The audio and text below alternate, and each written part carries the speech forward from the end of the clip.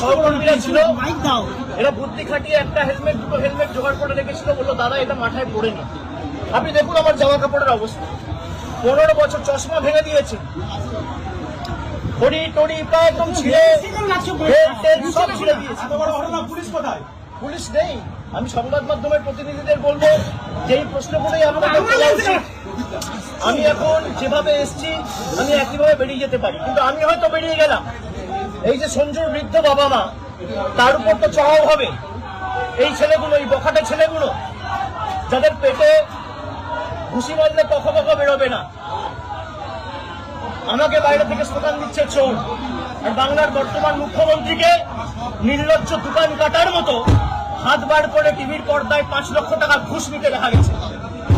বাংলার কোন মুখ্যমন্ত্রীকে টিভির পর্দায় আজ পর্যন্ত স্বাধীনতার পর এইভাবে নির্লজ্জভাবে কেউ টাকা নিতে দেখেনি।